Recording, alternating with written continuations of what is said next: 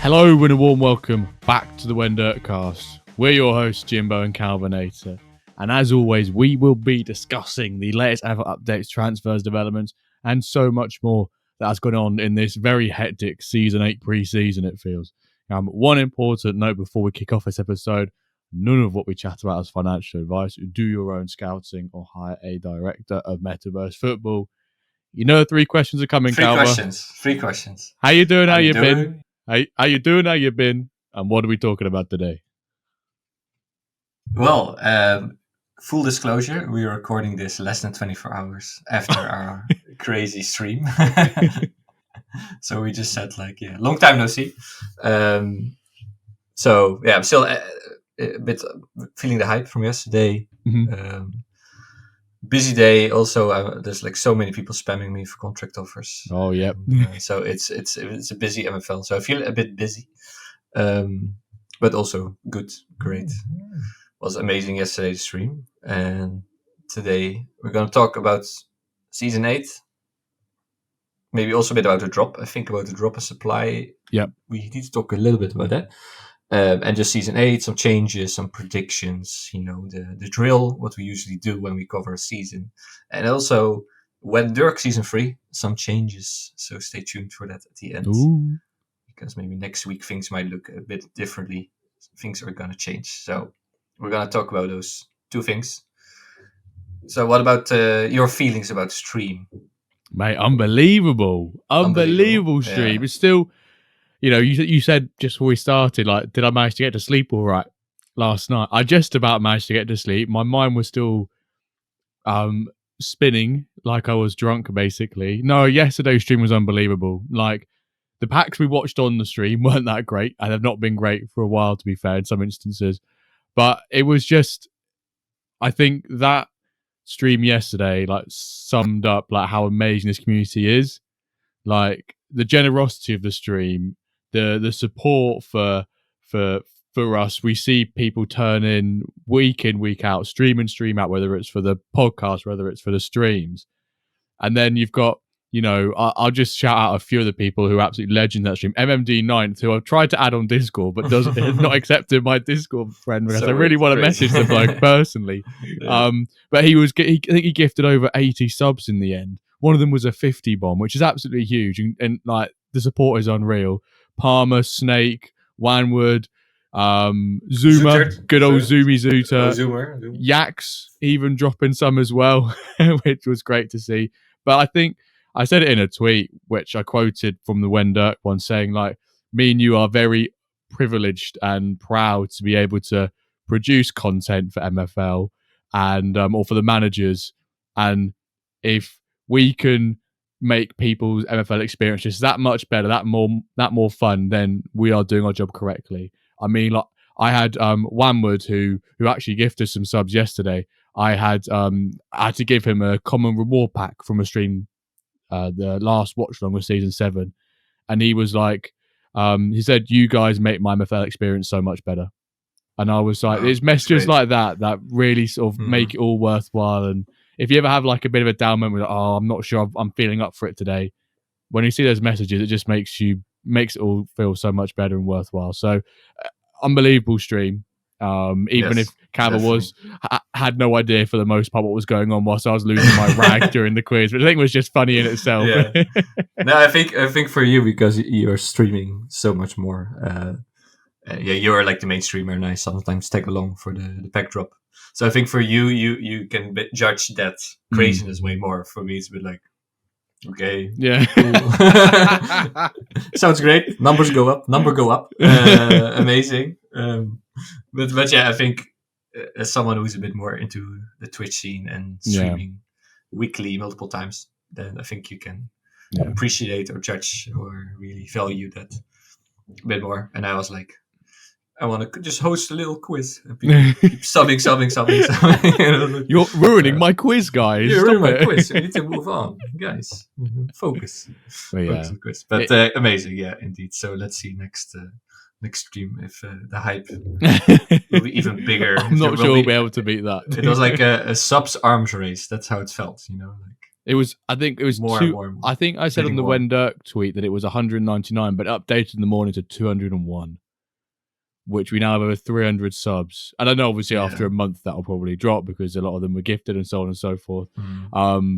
But it's to see those numbers when we first started. I shared a video on the MFL Discord. Someone was talking about the wheel, and I found a clip when we did our little stream with loads of our wheel tickets during the breakaway, and we had about 200 followers on Twitch, which we now have over 900, and the most recent subscriber was myself subbing with my own Prime account onto it, and we had about 200 and something followers back in November on the Twitch channel, to which now we have that many more in subscribers, which is unreal. But the generosity and the support that people have been showing recently has just been unreal, and I can't thank you guys enough. So really, thank you.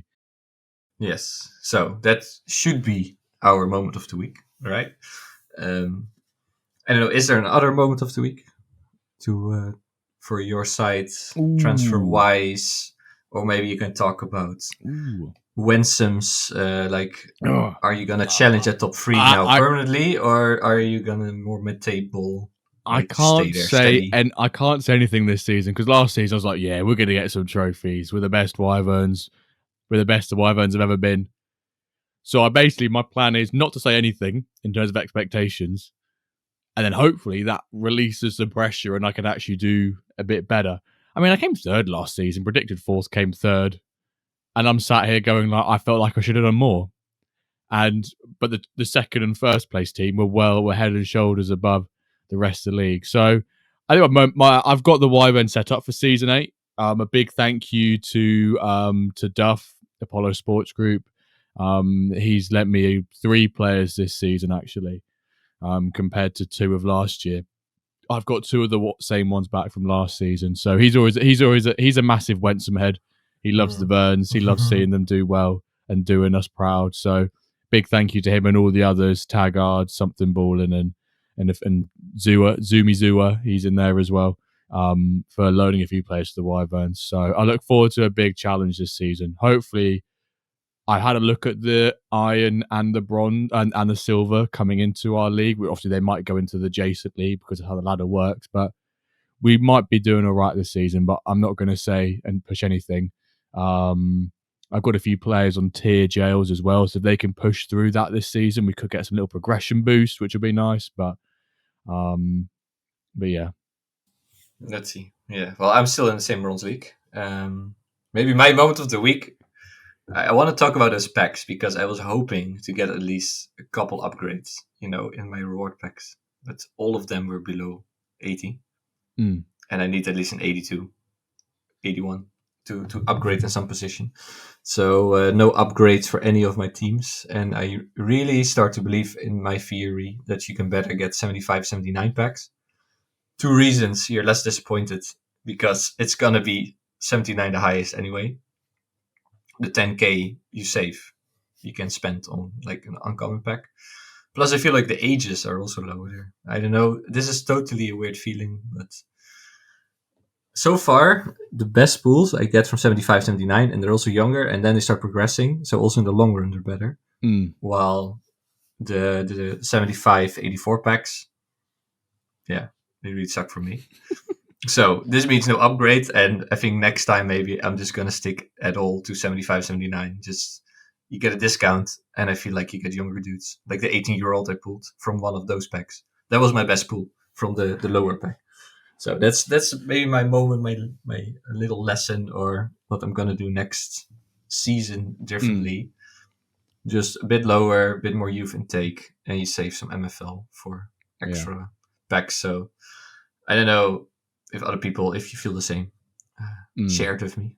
Maybe it's a common feeling, but get that tinfoil hat on. It is a bit of a conspiracy. It probably very irrational, but so far it pays off for me. I have a very talented Japanese striker that came from the pack. I have some other very talented younger guy that came from a lower pack.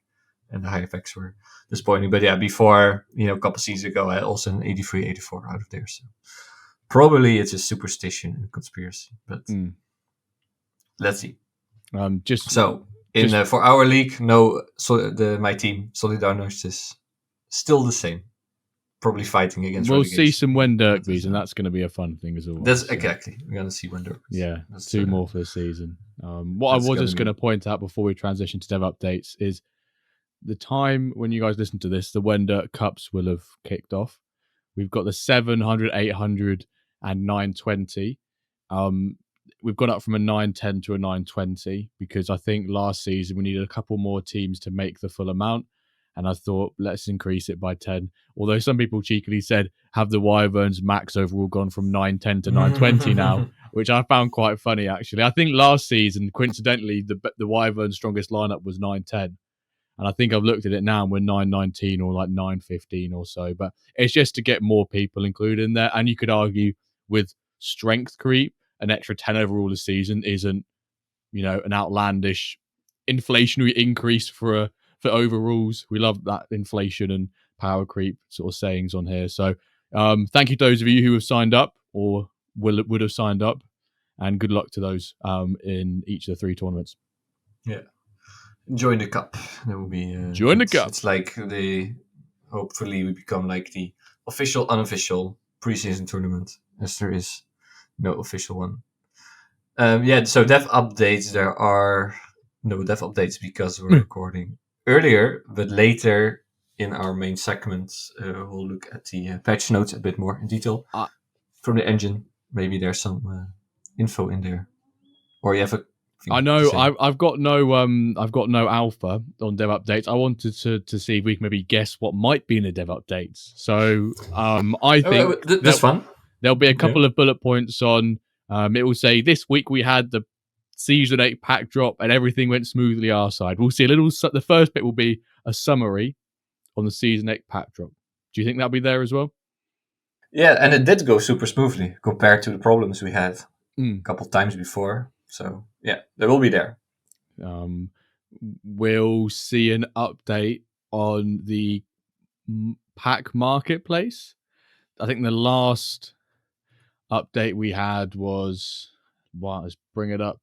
Last update we had was saying the final missing piece, on-chain transactions, has been our main focus this week. We'll continue testing them next week.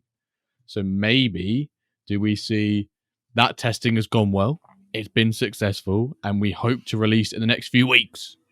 Is that what we maybe see? Yeah, I mean, the priority is a bit less right now because I think people have already sold their reward packs or are trying to. So it would be the best to release it. Maybe like now you can just do Season 9 before store opens. You can release it. So it's a bit. Yeah, I think there's less priority. They can better focus on, for example, Kitmaker. There might be a Kitmaker update. That was going to be my next one. Kitmaker would also attract more new users. Better socials, the aesthetic.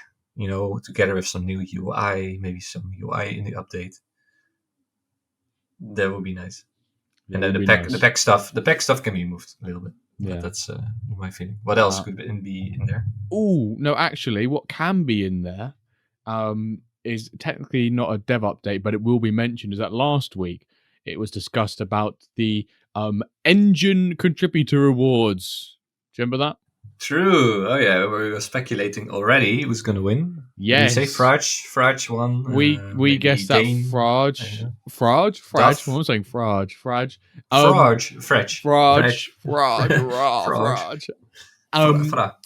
Quinton yesterday, being Wednesday in the morning of Wednesday the 27th, announced the 2 winners of the. Oh, actually, we have the best engine contributor award, which won 700 MFL.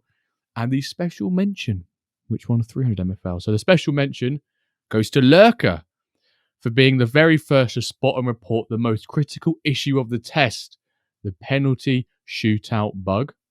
And then the winner of the best engine contributor award, which, as I said, for 700 MFL, goes to Ben. who goes by the Discord username of Ben Pacman9. He says, for delivering the most complete, structured, and impactful feedback covering many different areas. There you go. Ben and Lurker. Shout out. You. Good job. Yeah, they should really get a badge. We had those alpha. Yeah, nice little badge. Blah, blah. Just have it like in this little engine badge. Just make some badge. Would be cool. Quinton added to say the purpose of this award is to recognize managers who closely followed the competition, being that engine preview cup, who closely followed the competition and provided feedback while it was running. These contributions had a direct impact on the final patch of the engine. So there you go. Our inaugural winners, or our inaugural special mention and best engine contributor award winners for this pre-season. Yes. Congrats to Lurker. See who the next ones will be. Anything else we predict in the dev update? No, I can't think of. No, there'll be some engine stuff in there. There always is some engine stuff. as usual. But I don't think any big news or like big plans are gonna work on. But KitMaker will be nice. I hope some more UI plus KitMaker. Those things would really help with a bit of the promotion and new users. Okay, then Diamond League. So the thing we did not mention last Sunday was who won the final playoff. Would it be a new team from Plat, Orange Flies, Korean side, or 3X from XVIX? And the latter won 1-0. Also based on XG, it was kind of fair, 1.45 against 0.68. I really feel 3X and XVIX are like a bit like cats with 9 lives. They always like kind of in that zone. They keep playoffs and keep staying in. But yeah, credit to him. Too bad for Orange Fly. We know he's very ambitious, and he has to be in the waiting room another season. Yeah, one more. Right. One more season. Yeah, at least anyway. At least, yeah.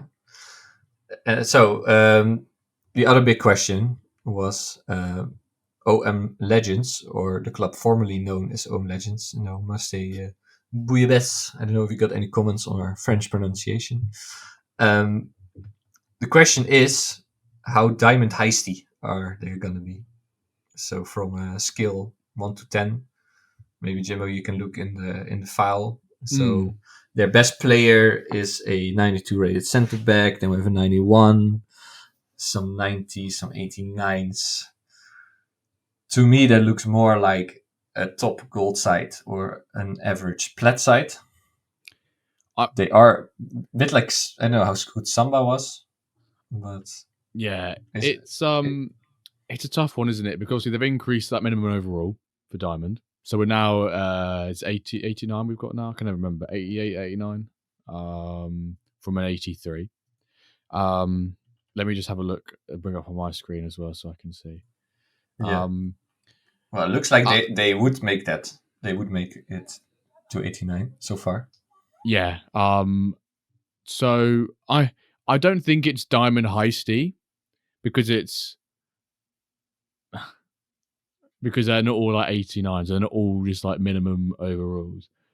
But I think this is something we see often, is that a manager who doesn't own many high legendaries or ultimate players, we can say that now, will find it very difficult to create a strong side. Like we're talking, Soaking Strong, I'm talking like top 6, top half of Diamond. Of course, you can get there without having great players. You can do that through just being a great manager and a bit of variance, bit of variance in there as well. But I think on a scale of 1 to 10, how Diamond Heisty is this team, I don't think it is much at all. I think the intention from Vogon is not to be Heisty. No. And definitely not. We've had him on the pod before, and we know him, and he's not. But it's stronger than we've seen previous promoted sides or previous sides that have bought into Diamond rather than owning into it. If that makes sense. Yeah. I mean, he could cause some upsets here and there. Probably he would be prime relegation target, but he still has also 36%.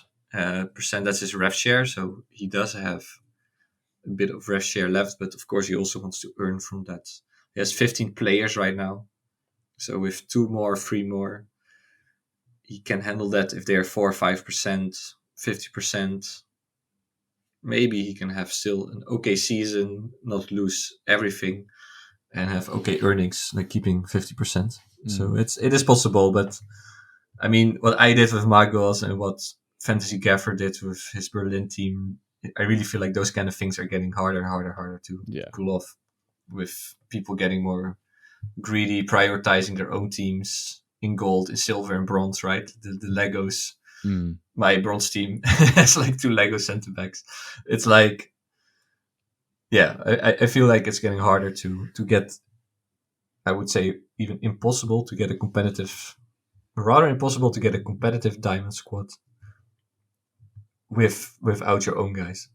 It's going to be incredibly hard, I think. Yeah, so unless you've got a huge bankroll to support it. Yeah. But and especially if you still want to keep a bit of a ref share. You have to make some sacrifices with the percentage, and no one wants to. No one realistically wants to give up much of their rewards each season because they feel like they're not earning much. But Diamond's one of those where I feel like if you're new, you kind of have to do that. But you're always going to get the leftovers of players unless you give up over zealous percentages or like really great percentages, which managers can't turn down because you'll always be having the competition's players and they're always going to give you the best of the rest, which will in most cases not be good enough to sustain your position in Diamond. So no doubt this team Marseille will be one of the candidates for relegation, but let's see how they perform when the season starts. Yeah, exactly. So it's probably we'll have with Sturge's team the Gunners, and we have Sid's team, I forgot the name, the Galacticos, I think. Yep. I don't know what happened to Dio's team. We have an update about Dio's. That's a very good question. Yeah, we need to look that up. Oh, maybe Black can still go, or maybe Orange Fly, because he lost a playoff, can still go to Diamond unless Dio sells it. So to be continued, but seems like all teams are competitive. Yeah, Dio's in a position where I'm looking at his agency. He's got 2 Diamond and 2 Plat sides, so he has to basically shift. Yeah, he has to shift one, either Diamond, but he can't relegate the Diamond and someone else goes up because then he has to relegate a Plat. So he's probably, I don't know what he'll do. Might sell it. He might, whatever. I've not got any. So far in his agency, it says 2 times Diamond. 2 times Diamond, 2 times Plat. So yeah, that's. I wonder how this works. If like Lucas slides in your DMs, like, "Hello, the IMFF is here. You cannot have 2 clubs from the same owner in Diamond. Make a choice." So I think he's been there before, hasn't he? With other clubs, I think so. Yeah. I think it's a common thing. Okay, then market moves. To be honest, I just played football myself, and there was not a lot of time to do some research. But maybe we can then do a little game. First, guess the price, and then we do a steal or a bad deal. So, is it a steal or is it a bad deal? So, I'll mention some transfers that just happened. The big ones, MFL Salesbot. Follow that. They tweet out the biggest sales. And then Jimbo will ask you maybe guess the price, and then if it's a steal or a bad deal. So the first guy is 85 overall. He's 19. Mm-hmm. He's a left midfielder. He can also play as a left winger. Passing 88, dribbling 84, shooting 81, 73 pace, 80 physical, and even 79 defense. So he's quite a versatile player. So, oh my word. Low Lego, 19, versatile LM, can also play as a left winger. First, what kind of price tag?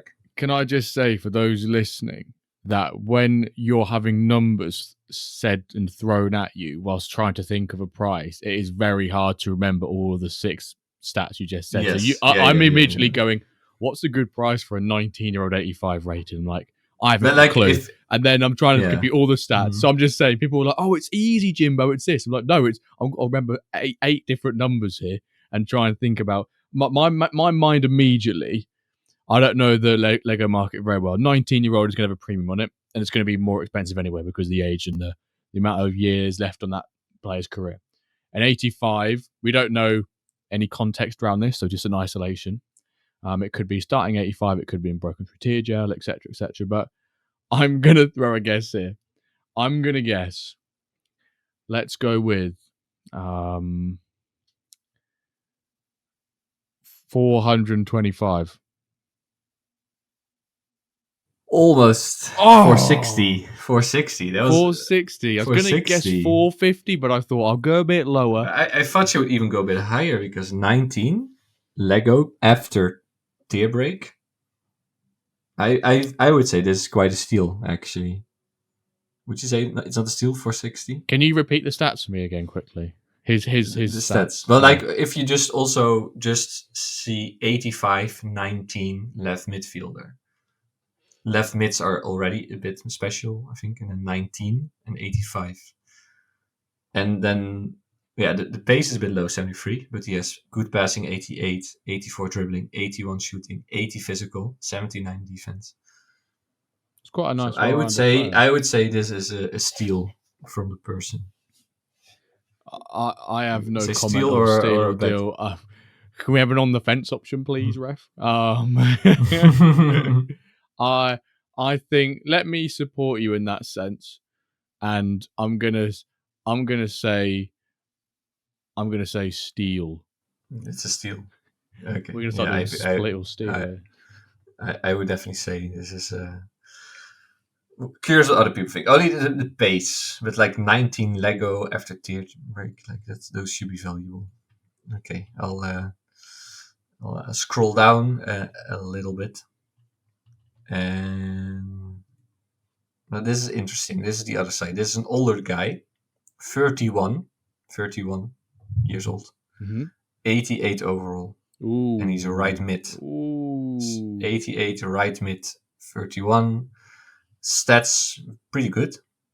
Passing 92, dribbling 91, pace 85, shooting 75, defense 80, physical 80. So also pretty versatile guy. Are you able to tell me if he has the retirement symbol or not? I'll quickly look for you. Have a look, because if he has the symbol, that makes my guess a lot different. He's, by the way, Josette, he is the one who bought it. We also met him briefly. Yes, we did.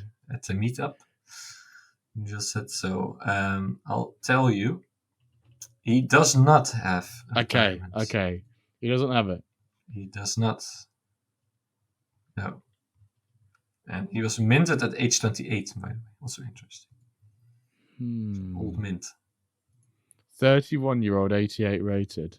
89, 88? 88, 31, right mid. Versatile, good stats.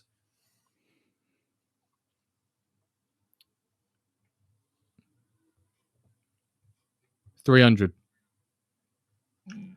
311. Oh, I would say that's exactly right. That is like pretty good. I feel like I'm kind of cooking here. I'm kind of cooking. Yeah.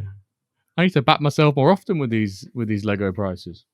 And is it a steal or a bad deal? I think it becomes a steal, right?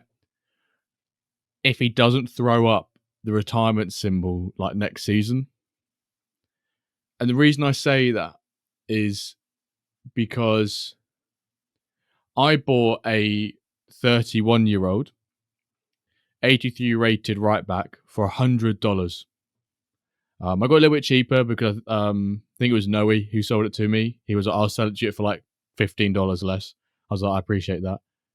And I have the risk of bringing on a 31-year-old player. He progressed to an 84 and he didn't throw up the retirement symbol next season. So I've now got, really good, I had 1 season, I've now got 4 seasons of him, minimum.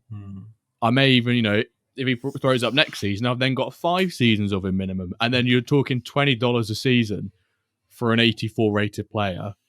That's pretty good in my eyes. That is good, So I think it's like not quite a steal. I would even go as far to saying if he doesn't throw the retirement symbol up in 2 seasons' time, it then becomes a steal. But I think it's sort of like it's a decent price. But there's always that worry that because of the age, you've got them for 6 weeks, and then you've only got them for a maximum of 18 after that. That's the worst case scenario, where I think if that player throws up the retirement symbol in the next 1 or 2 seasons, it doesn't look as that nice of a purchase. Yeah, it's a bit risky. Actually, he would be perfect for my goal team also. So I'm wondering, would I pay that? I have the Dapper. Like, would I have paid that? Like, it's like possible. He would have been a perfect upgrade for my Casablanca Corsairs. But then buying a 31-year-old for 311, I still think I would invest a bit more in younger, more talented guys and hopefully progress them. But is it a bad deal? I wouldn't say it's a bad deal. No. Is it a steal? I would say it's a bit. Yeah, I don't know. It won't be on the fence. More towards a steal. It depends. Defense, it depends on a couple of seasons' time what happens to the player, I think. Yes, we have to judge it now, right? Have to exactly. Okay, now. On this moment, I think it's sort of in the middle. It's like It's like we'll call it an eel, EAL, even though that's not really. We'll call it an eel. Like it could go a deal, it could go a steal. So we're just gonna keep some of the letters that are in both words. Okay, we'll do maybe a rare. Go on, we'll or do one club. More. What do you feel more like? Oh, do a club. Do a club because these have been on an absolute. Quick one. I sold my Stone Club. Really? For like $65, yeah, because I'm going to try and pick up the Norwich Stone Club from a friend. I don't want 4 clubs, so I'm going to basically swap it out my Spanish Espartales, which is quite sad to see it go. I've been the only owner of it. And I think so far, I've still checked within 24 hours of the person grabbing it off me, they've still kept the branding, which I think is a very nice compliment. They're keeping the branding, keeping the naming. Lo and behold, probably when this gets released, it's actually not got the same branding. And I'll never recognize the club again. But fingers crossed, if it does get rebranded, it's not a background, it's not a real club logo, and it's not a real club name. Fingers crossed, fingers crossed. Fingers crossed. Okay. So you said club. Yeah. Okay, guess the club. This may be interesting. Turin Stone. Price. Turin Stone. Because I sold my Stone Club, I've been quite hot on the floor of Stone recently because I've been trying to see what's going around. It's currently about 63, 64, but I did see earlier today it was that's crazy. It was even as low as 56, 57. Why is that so low? It's Stone. It's like almost iron. I genuinely think it's just people selling off some clubs, and or it could even be the minimum overall having impact. People can't be as competitive in those divisions. They haven't got the players to, so they'd rather sell up and then bring a lower club. That could be a potential reason. But I'm going to guess, how long ago was this purchase? Are you allowed to reveal that information? No, this is like today. Okay. I'm going to guess. Yesterday. Oh, yesterday. Oh. I'm going to guess $59. It's... Okay, should I tell you? Don't tell me 60 or 58. I'm going to lose my head. No, 100. It's Turin, Torino. It's Juventus. It's Italy. Has it got players with it? This could make a complete difference. I'm just taking it from base value. No, it's just like we had Fabio before. Maybe even Fabio bought it. Like, some Juventus fan. Oh no, it's Getro MFL. But he is from Turin. And this is his first purchase. He has no players, so that's also nice. I should make him our manager of the week. Manager of the week. There you go. New manager of the week. He is from Turin. He just buys Stone Turin 100 location premium because it's where Juventus is from. Great city, Turin, and then he stopped. Oh, okay, with 100. Yeah. Well, speaking about people who, last week we spoke about Sid and his New York license, and I said he's not from New York. He's not from New York, but he lives in Manhattan now. So he is now in New York, but he's not originally from New York.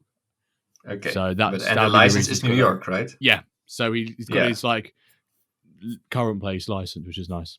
Yes, and it is the first American diamond club. So America, US is represented in diamond. Okay, let's do the splash. We had 3 guesses. Right, let's go. Splash of the week. And we've literally just mentioned this chap's name. It is Sid. Sid is this week's splash of the week, dropping $1,800 on Per Stenison. So I'm going to guess Stenison. Per Stenison. I want to say Per Mertesacker. My head can't quite get around that if your first name's Per, your surname is not Mertesacker. No, it's Stenison. 95 overall for $1,800. 26 years old. Right mid striker, centre mid. That's amazing. Norwegian. 69 pace, a little bit slow. 89 shooting, 97 passing, 99 dribbling. I think really pushing up the right mid overall matrix there. 87 defending and 88 physical. Being sold by Joe B, which might actually be his 3rd consecutive splash of the week seller status. Which says a lot, I think. Probably, yeah. I think it's 2 players and a club. This is a club last week, player the week before, because Sturge bought from Joe B. It might even be, he may even had the quad. He may even have 4 weeks, and obviously being bought by Sid. So Sid's making moves, an ultimate purchase going into his inaugural season in Diamond. He doesn't want to hang around. He doesn't want to be in that drop zone. He wants to be making a very good first impression, a great first impression, should I say. Yeah, it shows ambition. By the way, Joe will not be the splash seller, can we say it? Splash seller? Because he has only 1 player left. Oh, so he's only got so many occurrences. So he's really less. We were speculating, right? Is he just, he's still gonna have like, I know, Marseille Stone, Iron, 1 club, stay in touch a little bit, but he's like totally gone. So with his 43 grand in football fun. Or something like that. From screenshots. We really need to ask him, like, he's a nice guy. When I've spoken to him on Twitter, he's a nice guy. Yeah, he's a great guy. And I think he still likes MFL, so maybe it's just a time thing. And then he was like, diamond. It's like diamond or nothing, just for him. Diamond or nothing, like go all the way or not. Mm-hmm. So Joe B. Hopefully he'll be Joe Biden. Joe Biden. No. Then IRL MFL, I see. I'll let you go first, Calva. I'll let you go first because I've got a lot of anger to vent on my one this week. Oh, okay. Now, of course, we have to talk about GRIMSBY from League 2. GRIMSBY. Kicking Man United out of the League Cup. It was League Cup or Carabao Cup? Yeah, League Cup, right? Carabao Cup is League Cup. Yeah, League Cup. How... First of all, we need to have such a tournament. It would be really fun, like throughout... divisions or a full, I don't know, crazy big tournament. Also, upsets happen, people. See? GRIMSBY can kick variance. On penalties as well. On penalties, exactly. Also on penalties. Penalties are glitch. Yeah, really amazing. And when is this going to stop, of Man United failing? And Amorim was even like, maybe I'll leave. And then or maybe they even fire him. Like, yeah. It keeps being bad.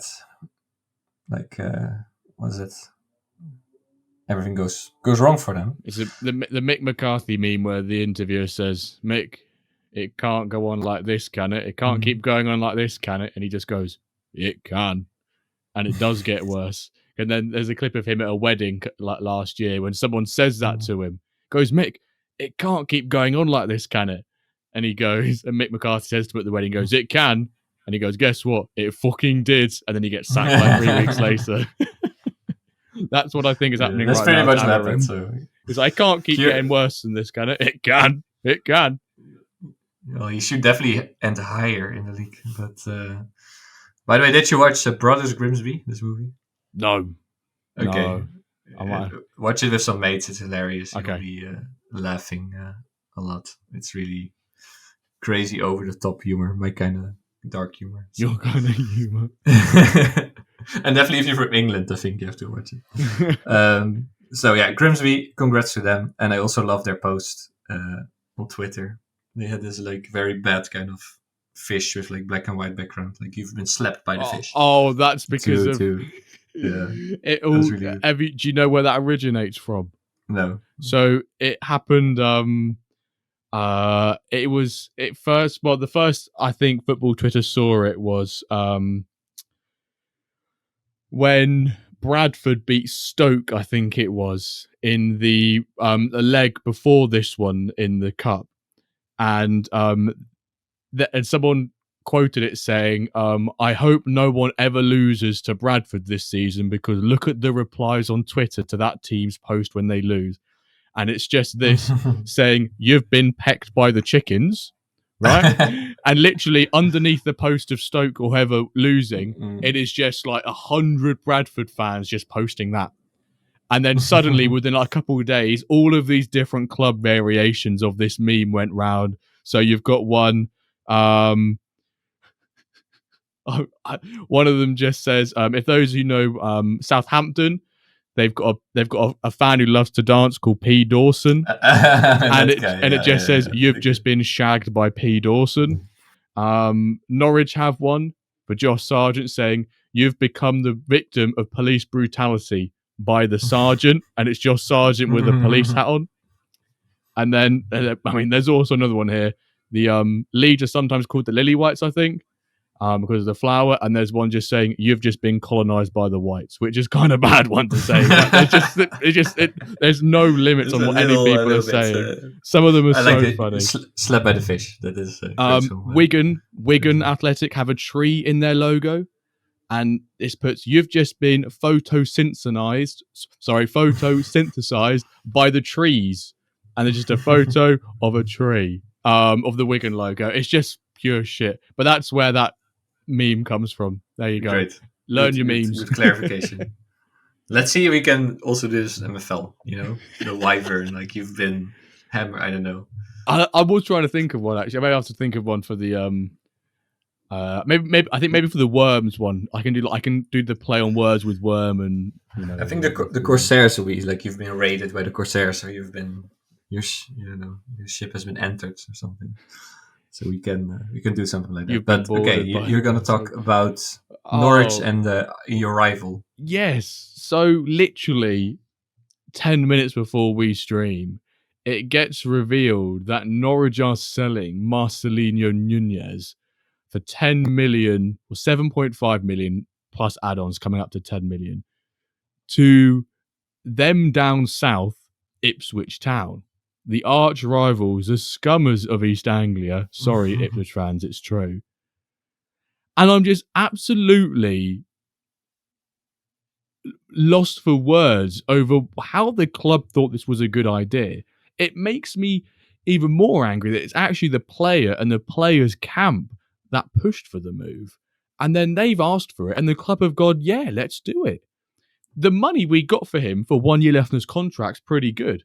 But that doesn't remove the fact that we have sold one of our most creative midfielders. We are now absolutely fucked when it comes to our midfield. And we've sold him to a club down the road who are competing with us in the league. And the only thing I can compare this to in MFL is you've got the Ballers DAO, and just say we've got another DAO, like a French DAO. And it's like the Ballers DAO selling their best midfielder to the French DAO, who they're directly competing with, against the DAO's will. Because I know the fans can't say if you're going to sell or buy a player. We don't have that power. But for someone, for extra context, Nunez has been with us for about 3 years, even maybe 4 years. He was the last player to, when we last played Ipswich in the derby 2 years ago, we won 1-0, and guess who scored? It was Nunez who scored the goal. So if every time he gets on that ball at Carrow Road and at Portman Road this season, you better believe I'm absolutely booing that man and giving him grief. I cannot be having this. What? All of his trust, all of his faith. He just moved to the local rival. You just don't do that, man. But didn't you say it's also financially maybe smart? 10 million for 1 year. You can invest in a new guy, give him 3-4 year contract. It's financially smart in terms of the money, but we've been told throughout the season by the sporting director and the club and the owners of the club, we do not need to sell we don't need to sell players to buy. We've got money. So the fact we've been told we don't need to sell if we don't have to, I don't know why they've not just let him run out his contract. Sit him with the under 21s or 23s. Let him run out his contract, become a free agent, and then if he moves to Ipswich as a free agent, no one's really going to complain at the club. But at the moment, everyone's mad at the club and they're mad at the player. So the optics aren't good, and I'm probably taking up too much time. I need to talk about MFL, not IRL too long. But I'm absolutely seeing last thing. We're basically absolutely stuffed in midfield now. We're stuffed, and we're bringing in a lad from Silkeborg in Denmark, Pelle Madsen. I feel sorry for this guy because he's being the player we're buying to replace Nunez, and if he doesn't hit the ground running, he's going to get absolute pelters thrown at him. I feel sorry for the blokes. You know, spare a thought for this poor bloke coming in to replace him. If he's not gonna play like Pele, called Pella, if he's not gonna play like Pele, then I feel sorry for him. But I just don't understand why we've sold one of our best players to our arch rivals. I just don't understand it. I'm a head loss. Not too happy. If people want to see a angry Norwich fan, Talk Norwich City podcast, their most recent video, Chris Reeve, one of the hosts, absolutely fucking loses it. And he's quite a level-headed guy, but he absolutely loses it. And I just couldn't stop laughing because he's so passionate. But yeah, there we go. Enough of the IRL. Let's get back to the MFL, Calva. Yes, good IRL rant there. Although we could say in MFL, you know, like you could get a shit ton of MFL for just, or money still for one guy that's going to retire or gone. You would kind of take it. No, I'll leave the rant for a stream. I'll leave the rant for a stream. Exactly. Leave it for the stream.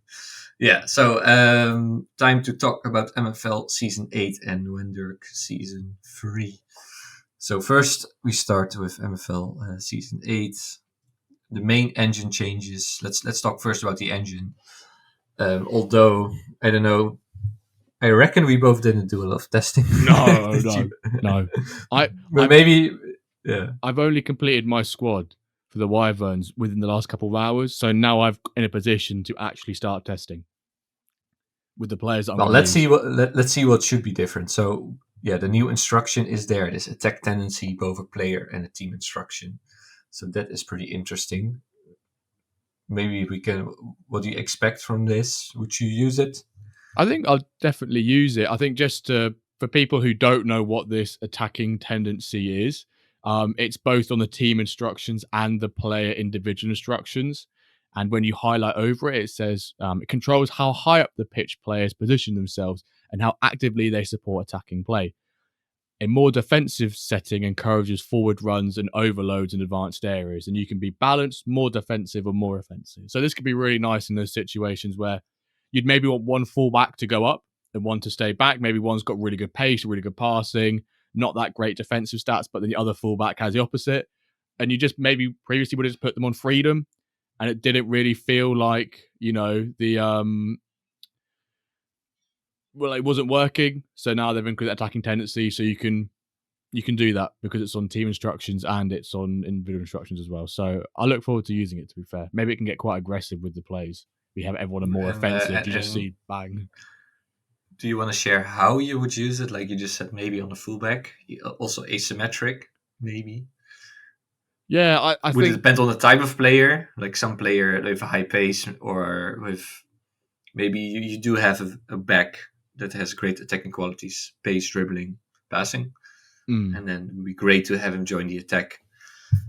Some dribbles, some crosses, big runs. That would be good. I think maybe if you've got sort of like one of those cams who you really want to sort of like have that free roam, you can now put them on positional freedom and have them on a more offensive attacking tendency, and they will just stay up the whole pitch the whole time. Maybe like you just give them more freedom with the high positional freedom, but with an increased attacking tendency, you could really make that player to who you want it to be. Whereas previously you just put them on high freedom, and then with the other in possession sliders, we'll call them, just try and mold it into the play. But we're now getting more options to try and, well, we can mold these players a bit more to how we actually want them to play, rather than, you know, trying to prevent players from doing, rather than preventing players from not doing what they're bad at. You can now push them more into their strengths. And I feel like it's something you should be doing in MFL, really catering your tactics towards your players' strengths, not, you know, on an individual basis, rather than not trying to do it as a holistic approach. Yeah, no, it's great for that. A great tool to fine tune it and to give more realistic, accurate, effective instructions to players. Yeah, I'm not sure how I'm going to use it, but I'm definitely. It feels good for some positions to do it, or some tactics, even like a crazy high line overload.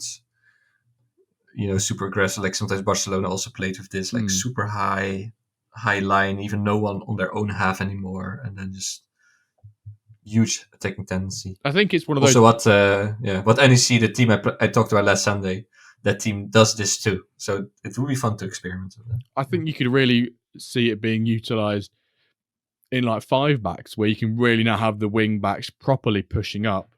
And you could almost argue that then is your 5-back in defense and then 3-back when you're in possession, because you can really push your wing backs up. And if they are good passers of the ball, if they are good dribblers, you could effectively have them as left and right mids. Yes, you could probably do that in previous engines, but now you can push them more towards being those wide midfielders rather than the wing backs. You can use them as actual wing backs now, not just wide fullbacks in a 5-back. You can use them as wing backs up and down the pitch, maybe. So maybe the wing backs will be more appreciated. If I see more 5-backs because of this, I'm going to lose my head. Raj, I'm coming for you. Okay, great. So that's attack tendency. The offsides are not called immediately. We talked about it before. So the cancelled goals. So now goals can be cancelled. I think definitely from a stream perspective, that's a great thing to have. More drama. Yeah. Right? Like that the goal, super happy, and then cancelled. Like, yeah. I'm looking forward to it. I'm just not looking forward to when it's a pivotal game for one of my teams and we score and it gets chalked off and all the emotion, you know. Well, you know, when the fans start saying like FVAR in the ground because it takes so long for it to do it, and it's all this subjectiveness. Obviously, I know it's not subjective on here because it's an algorithm, but I might be chanting FVAR when I get goals chalked off. I'll be like, that'd never happen. Ref, it came off the defensive player. It's never offside. Oh, your lines are off by millimeters. Oh, I know it's not VAR. It's just delayed offsides, which has been in football for like over a decade. But you know, it's it'll be good. It'll be great for streams and great for content. Yeah, exactly. Yeah, but it can also be the other way, right? You're 2-1 up, the other team equalizes, but it gets disallowed, and then you're still super relieved, and it can go both ways. So that's definitely great to have. Then the other thing is the updated XG formula, although I have no clue how it is updated, but yeah, it is updated. So there is a thing, you know, where people just say I have more XG, blah blah blah. So maybe it will be a little bit more, I don't know, accurate reflection. Yeah. Of that. So I mean, we're looking at the patch notes here. It doesn't say what was updated about the XG formula. I know that's one thing very subjective about XG is that a lot of providers of XG use different formulas to create that number. So and what is classed as a chance and what's classed as not and what is XYZ. So it'd be interesting to maybe understand a bit more about the XG formula used and what is updated in it. why was it changed? It's a bit like when they say we've updated the overall balance, or we balanced the engine. It's like, what do you mean by balance? So exactly. what have you shifted to make it balanced? Like a little bit more into that. Behind the bonnet, behind the hood would be great. Indeed, it would be good to have a bit more details. Then the ball is not teleporting anymore. Naturally moved to position. We don't need to talk about that. Small rework related to dribbles, contests, fouls. Same. There you go. General engine rebalancing. Tweaks to formations. Shot success rate and general metrics. Yeah, very vague. Like shot success rate. Is that you increasing it because it was too low last season? Is it you decreasing it because it was too high last season? Like, I'm not saying for stats, but there'll be some people who will quite like that transparency, and I don't think it really harms anyone or the engine by announcing what those changes were. Yeah, it's like you don't want to give too much away, probably. Well, we have to test it. Then a visual bug has been fixed about for the penalty shootouts, where the ball appeared to bounce inside. Fixed the bug where the goalkeeper moved too quickly to catch the ball. Improved the goalkeeper positioning 1v1. Adjusted the goalkeeper save. So the goalie, there were still some weird situations that should be better now. And reduce the highlights of unsuccessful actions. To me, that was a bit annoying. So very good. Did you have the same thing that you like? This is a chance, and it was not really a chance, and then it's like, why is this a highlight? Particularly some of them where, as they've stated, a free kick comes in, the keeper just claims it with no one challenging around him. It's not like it's gone and then, is he going to make it and do an Onana against Grimsby and just miss the ball when it goes in? We've not seen any of those yet. For a while, so those things do happen if it does happen in MFL. But it's great to see when a keeper does just grab it. Hang on, is he going to throw out to one of my players? Is the attack going to continue? Is it the highlight still going to continue? And no, it's not. It's just the end of the highlight. That can be a bit frustrating because it's realistically 10 seconds been wasted watching that, and it's not a highlight. That's the thing where it becomes that's not a highlight in itself. So let's get rid. So I'm glad they've reduced that highlights of those. Yeah, I mean, maybe it can go to the extended highlight mode, and then for regular highlights are actual real highlights where there is danger and XGs are being produced. Like, at least some XGs need to be there. So that is also gone. I don't think we need to talk more about that. No. Then UI changes. There already have been some, quality of life, as they call it, updates. We also mentioned them, I think, last time in the dev updates. Do we expect more UIs? We've been speculating about the bigger overhaul, the more FM style layout. Do we think Season 8 or? I don't know. It feels like the changes that are left, I don't know what's left. I don't have a list of saying, we've done this, we've done that. But things, like the HQs, the club pages, the player profile pages, those seem like things to announce for a new season. Like, season 9's coming up, look what's going to be included in it. Not, oh my god, a massive thing of player profiles which has been redesigned, etc., is going to be announced during match day 7 of season 8. It seems very much like a thing, when they announce, here's all the changes for the season that you're going to be enjoying, like the engine, the UI. It feels like some of the bigger changes will be into those season transitions, not happening mid-season. But I don't know what would come up. But I've been liking what they've done so far. So let them keep cooking. Yeah, it's like kind of slow but steady little things being added. Maybe together with the kit, I guess. I also wrote it down later on the list, but maybe with the kit maker too.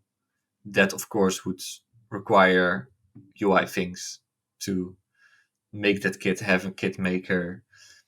I don't know, apply it somehow, or like maybe that will be also integrated with some new UI changes. But we know it's somewhere in the pipeline. We know it's coming, but we don't know if it's here yet. Yeah. The UI thingies. What shall we do first? Some Diamond League, Cup talk, or from yesterday, the cup or the cup drop and supply let's do debates. the drop supply debate, because that's probably like the hottest thing within the community right now. Yes. You've got written down there how many standard packs are left, and I will go have a look now. So the rares and limited sold out. The rare and kickoff sold out. We're enough with rares instantly. Kickoffs in about 5 minutes. Okay, yeah, limited is now sold out, and standard pack is at 118 left. So we've got down about 100 so far today on a Thursday. 118 packs still left. I guess one thing to make note of here is that standard pack is a 1 per user ordeal right now. I'm sure if the limit is reduced and people can buy 2 or 3 or unlimited amount of those standard packs, those will probably go, I imagine. Yeah. So what does this tell us? And then maybe first we make some observations why they didn't sell out, and then what the people say in the community, maybe effects. So before, like in the past, I don't even remember a drop where it didn't fully sell out within 5 to 10 minutes. And this is the first time. I think it's the first time in about over 2 years. Even the mega drop sold out instantly, I think. And that was November 2023. Yes. So what is it? Is it the pack composition, the price? Is it a bit like oversupply? Is it maybe the uncommon market? I think the supply, in terms of like 850, I think it was 825 standard packs. We'll take standard packs for example, because they're the ones still remaining. Is too many standard packs. I think across the board it was too many packs for this drop, if I'm completely honest. I think demand over the preseason has been lower than previous, and that's been seen by some liquidity being taken out of MFL, people rotating to So Rare for the new season. Football.fun just released, and that had a mad weekend. I think a combination of that led to people not... The packs weren't as EV positive as they have been in previous seasons, right? And I think they're more like EV neutral or maybe EV negative in some instances, and that makes the packs less attractive for people to buy. Yes, but also the thing you said is important, that you can only buy 1 pack, and there were like 800 something, so that's a huge amount. So this means around 700 individual users have bought at least 1 standard pack. So that's still quite big and crazy that 700 players have at least bought one of those standard packs. So that's what did I say? How many people have clubs? Like 3.5k or something? And so say 5.5k have players. So that's like 10-20% of people getting a standard pack with probably other packs. So that's still not too alarming, but it's probably just the price is dropping a little bit. Maybe there is a bit more supply without the big retirement wave hitting, with a bit less, like the amount of new users joining has flattened a little bit compared to the big boom, the Laird, we can't say Laird boom, right? But like compared to the net boom, like compared to that boom, it has flattened. So demand there's less demand, but then there was a huge amount of supply, plus what you said about that pack itself with dropping prices becomes less attractive, and especially this one, I think, in terms of EV. All those factors combined means we still have 100 left. Is that really bad? I'm not sure, because people will also say prices are too high.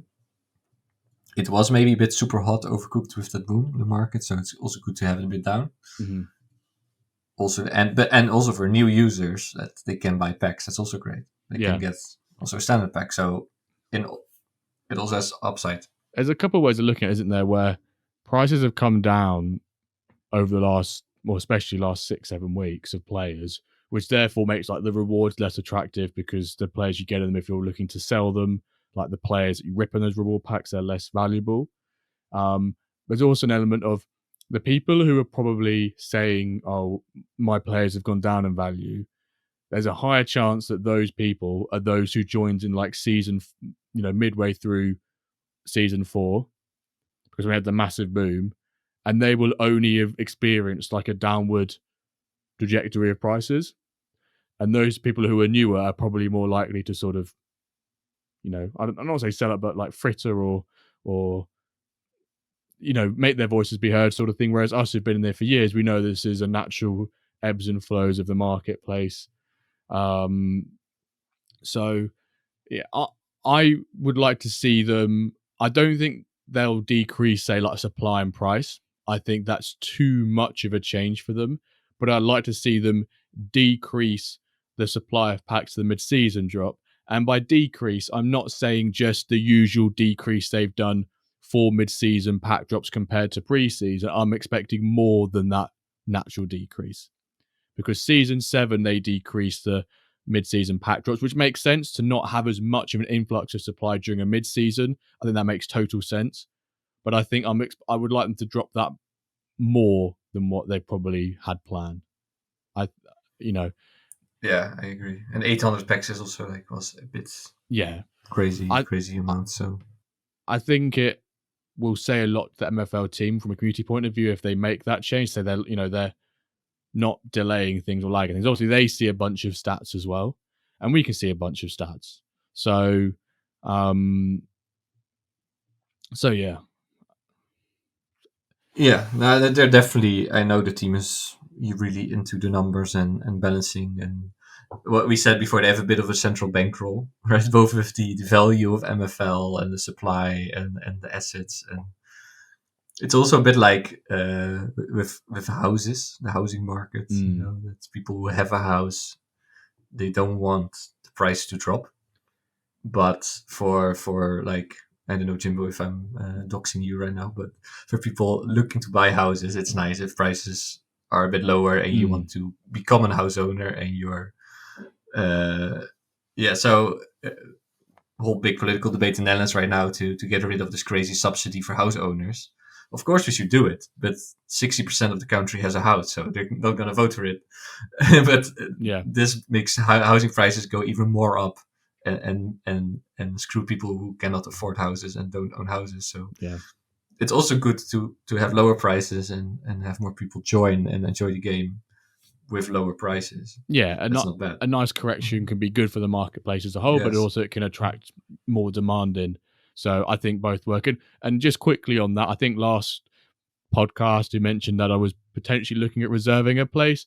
I can confirm as from today, me and the missus, me and the girlfriend, we have officially reserved ourselves a house, which, if everything goes correctly, we'll be moving into early November. So it's very exciting. Congrats. Thank you.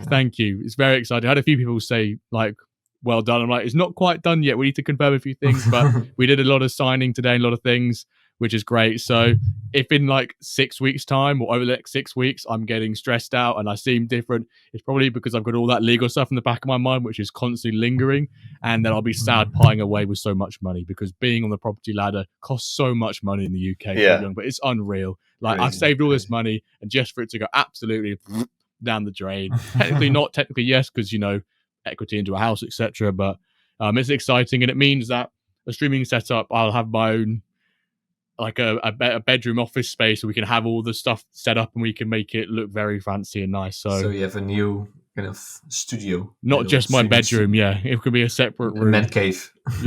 And it would mean more streams as well, because there's less me traveling around to the office, because it's close to my office, and I'll be with my girlfriend, not visiting her, because she'll be with me the whole time. So there's more things we can do from a content point of view, which is very exciting. But back to supply quickly. I just had a look at the average weekly sale of common players since July the 1st, 2024.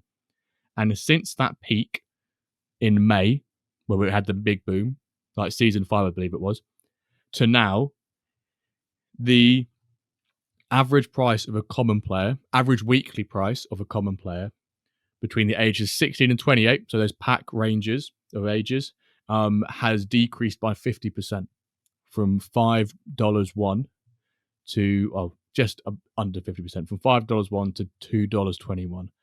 And I think we've seen such a huge increase in prices. I think huge increase in prices, people reselling common reward packs on floaty to try and capture that gain, to either withdraw some of that, to target players in the marketplace. But we've almost seen too many common reward packs get redeemed, and it's kind of like, I'm not going to say crashed, but technically in market terms, that's a crash, 50%, right, in a short space. So I'm not sure the actual definition, but it's definitely a correction. And I mean, we saw 2 seasons ago common reward packs going for like $3.20 or so. Then we saw it, or $3. Then we saw it go to sort of $2.60, $2.70 last season, and now we're hitting all the way. I saw some today for $1.99. So you can see people really trying to egg out the common reward or the floaty sales. And I think I'm glad that floaty resales isn't as prominent, especially in the pack drop department. The reward pack is not bothering me because they're your own rewards. You deserve to be able to do what you want with them, and too right. But if it's the pack drop, people reselling them, it's nice to see they're not getting the $150 gain within 5 minutes. They're getting like a $10, $20 because of the scarcity bit. So, yeah. Yeah, that exactly. That's good. So that's a good about the correction and new users. Maybe we can talk about that a bit, about new users, user growth, content promo this season. Any thoughts about that? Is there a bit less hype? I do see in general some people with the nice green leaves. Always gives me a little bit of joy, like, oh, a new guy. There's always an uptick around like the pack drop, but there was, I think, maybe last weekend, or maybe that once the season ended, really, there's a bit of activity on the Discord and Twitter, etc. Sort of dies down a bit, naturally so, because there's not as many games. I think people clock off a lot during that, where they've not got playoff games. They're waiting till roll of a day. They will just not look at MFL for like 3-4 days. I was like that last week. Bank holiday weekend, England. I just didn't look at MFL for like 3-4 days because I had no need to. No progression. No games. So I think the growth definitely has been slower. Still great, but slower. And obviously, I don't think there's been as many sales from the promo, but yeah, just one. Actually, another quick one from my dashboard of sales. The average weekly sale of a limited player was $17.32 at that peak, and now it's $7.02. So that's a greater than 50% drop in limited player prices. Yeah. Which, for people who did join during that boom, that's all they've ever experienced. So I can understand the frustration on their part. So, but yeah, now then, again, maybe now we have lower floors, and then people, it's easier to join, and then they'll be part of a rise again. So we really have to see it. People with like Bitcoin, like zoom out. When in doubt, zoom out. I think same with MFL. When in doubt, zoom out. See the whole progress, the whole chart of user growth. There's an amazing product. Plus, what is super chill, what I did, I think you also did, is just take out already what you put in and then just play with what you have. Yeah. And if you feel like putting in more, why not? But that gives you there is no pressure, right? There's you're not losing anything on it. You can just play totally for fun and then see. Yeah. That's always a good tip, I think, to do. Yeah. I was going to say something then. I completely forgot what I was going to say. There's always if it comes back to me, I'll say what I was going to say, but I've completely forgot. Maybe about the zoom in, zoom out. When in doubt, zoom out. It was something like that. I can't remember what it was now. It was something along those lines, but I've just completely forgot. But yeah. It was a really good point as well. It was a great summary sentence, and I've completely forgot. What was I gonna say? Yeah, let's move on. If I come back to it, I'll come back to it. Maybe it's gonna pop up. Yeah. Okay, so we talked about GitMaker already, Pack Marketplace, I think also already, UI changes. So I think 2 more things. Well, first, Diamond League speculation. We all love Diamond League speculation. So is Meta gonna win again? 1, 2. What else will we see? Meta wins Diamond. Yeah, Meta wins Diamond. I'm maybe smelling a Tango podium finish again. Let's have a big wheel Tango finish again. A big wheel podium finish again. I'm gonna back my prediction as last year and say that a team in the top 3 of Diamond does not win the Titans Cup. That came through. The bookies paid that one out last season to me. Bishoni Milano missed top 3 by like 2 points, but hey ho, they still didn't get top 3 and they won Titans, so that bet comes in. You got it right. And let's say that I was going to say at least 2, but I think it'll be at least one of the promoted sides will stay up. Which isn't, I don't think it's too crazy. I think definitely. I think, for example, Sturge will do very well with his Gunners. He used to be a Diamond with a very strong side. Then that license got bought. Then he had this other little project, but then he just pivoted to a strong plat side and get promoted back up. And now he can use all those resources and his old squad for his Diamond team. So I think Sturge as a promoted side will do very well. The Gunners. Sid, we just saw the crazy splash, 95. He got an ultimate now. Yeah, I wonder he's been buying more and more. Up. Yeah. So Sid, I think he also has a decent chance. I wouldn't put it past Sid to be there or thereabouts, hovering above the relegation zone or in it, or that relegation playoff. If he's there mid-season to drop a splash of the week, and then try and bolster his squad, because he'll want to stay up in Diamond. He'll want to prove a point. I like it when managers like fully commit to it mid-season as well. Not like, oh, it's over. 12 games, 11 games left, it's over. Even though it's not, I'll give up. Like, probably go for it, lad. Go for it. Okay. Maybe I'll do a bold prediction. I'll say Meta is not going to win. Oh my word! Oh my word! I think the engine changed. There is a whole new button. There is like attack tendency. There's a new button. This might get Ronin confused, or it might get other people. It's just like their final piece of the puzzle, maybe. Then it would. What you said about wingbacks, maybe wingbacks and that kind of play, of kind of maybe overload and them really attacking more. Maybe that can work out. So I feel like there's a bit more testing needed. And we have very good managers there. They're like Big Wilbert, like Sturge, Scrub as a veteran, Dio, Sid as new kid on the block. So, and I hope it. So I want it. And I think the engine changed enough for there to be more of a fight. That's my little prediction. That's a bold prediction, mate. I look forward to talking about Diamond League when Meta Mercenary won their first 7 games, and you never know. Bold, I love it. Let's see how it goes. Other things about leagues and cups.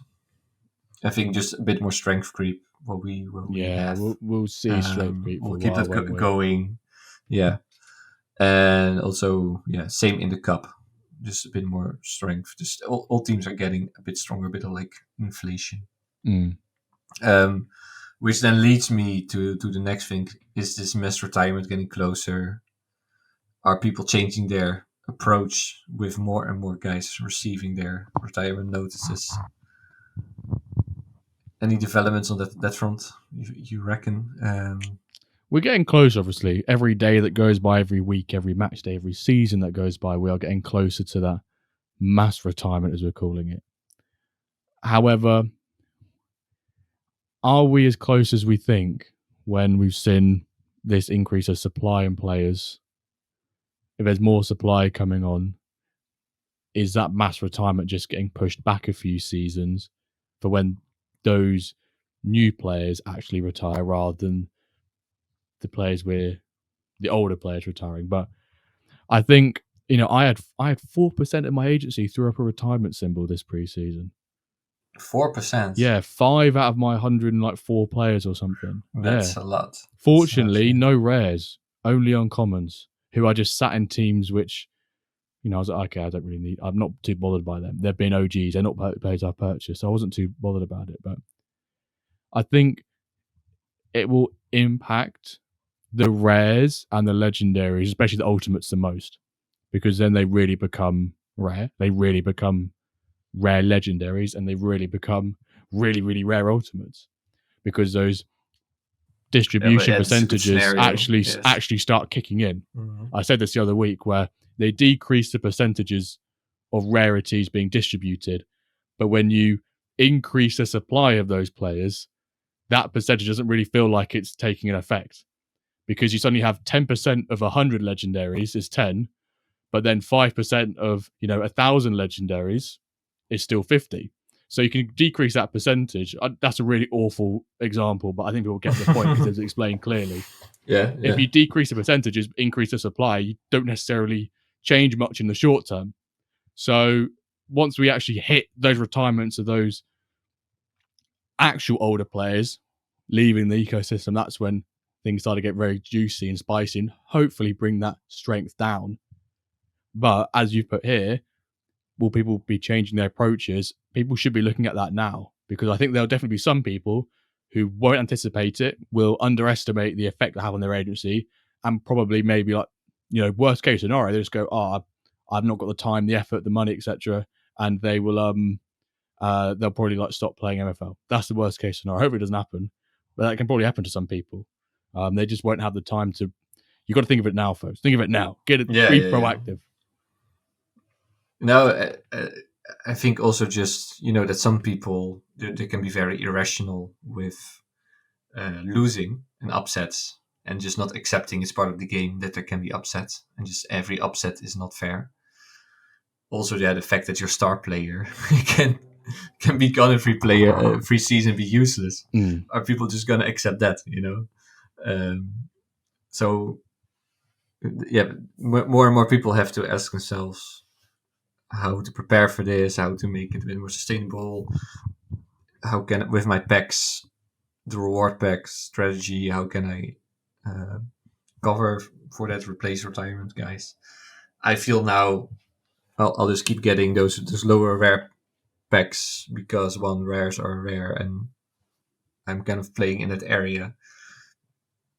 Plus maybe younger guys. So that's how I'm approaching it. So the pressure is rising, but I really wonder how people are going to deal with it. I think that I sold a Stone Club, and I'll probably bring another Stone Club like the Norwich one to replace it. Part of me is thinking I feel like what a lot of people might do is they might just consolidate down their agency and run one or two teams, because it's hard to call yourself sustainable in playing when you've got so much to manage. But if you've only got one or two clubs, even one club, then you can really get an understanding of how to actually make this sustainable.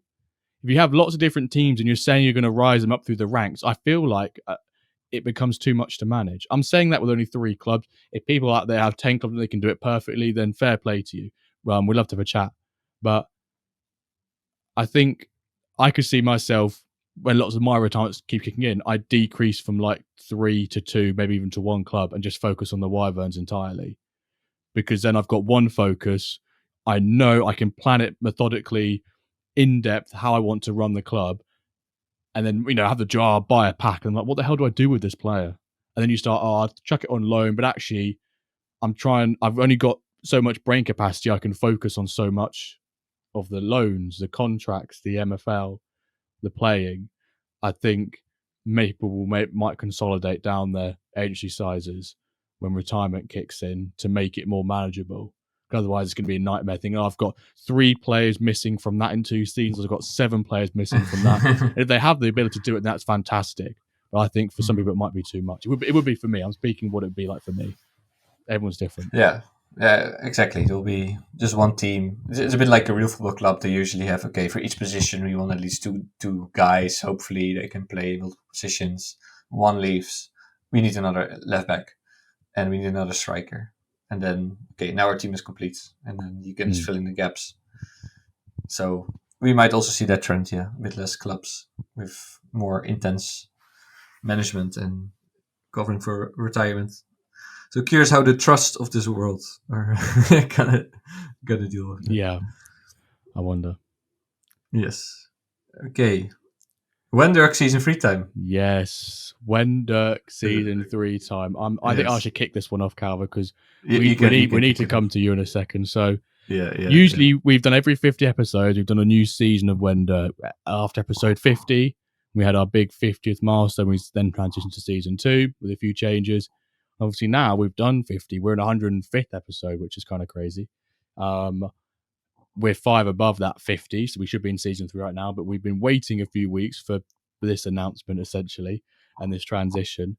There are going to be a few changes in season 3 of the WenDirkCast, and I'm going to pass the microphone and the honor over to my co-host to announce what one of those big changes will be. They're quite a big. Well, there are a couple of big changes in my own life. One, well, a smaller one is that I have a new job with a bit more responsibilities at a new school. And yeah, I'm a teacher, people know, and I love teaching, and I want to be there for my students. But also that I'm expecting a little girl in 2 months. Calva Congrats, Junior. man. I think I'm gonna refer to Calva Junior. And yeah, I feel like I want to read as many books and be there for my partner and my future kid. And I feel like with WenDirk responsibilities, it's impossible to fully be there always at any time for them. Plus, I would like to spend time I would usually use for our communication, announcement, recording to get ready and read those books. There's like 5 books I still haven't read about pregnancy and baby. So I feel like those 2 things deserve my priority, both my family and my job. And unfortunately, for now, I say for now, there is not a lot of time left then to properly be a part of the WenDirk cast for now. So it's a kind of indefinite sabbatical, and maybe, I don't know, somewhere down the line, Jimbo, you have your massive, you expanded it, 1,000 subs. We'd love that, wouldn't I don't we? know, new plans, and then maybe when I know how I manage family plus job, and there's like hours left, I can join again. And also more on like a free, like if Jimbo says like, okay, I have. Do you want to be a guest? Do you have an hour spare? You want to be a guest on your own show? On going your own show, like maybe those kind of appearances, but nothing like. How do you say that? That like booked slots. Yeah, nothing but nothing certain. Yeah, It'll be yeah, spontaneous. nothing that I have to do, but only maybe sometimes I have time and I want to, and I can join an episode, or I can join a stream again after half a year or something. So that's status, but that means, Jimbo, that there will be probably some change. This is massive change, of course, but then how will WenDirk season 3 look like? So there will be some changes. Some of the changes inside the episodes, I'll be releasing sort of like a little bit of feedback form like we've done every season to try and see what works well over the last 50, what has not worked so well, what can we improve. So expect that when you're listening to this right now, it's probably out, and we can hopefully, please guys, go onto our Discord or our Twitter and fill out that. It really helps us make the WenDirkCast better for you. Fundamentally, we want to be better for you. Obviously, the biggest change, Calva, we won't be hearing your voice week in, week out, which everyone's heard for 105 weeks now, which is crazy. It's crazy. But first and foremost, mate, congrats on the expected little girl. It's going to be amazing. Thank you.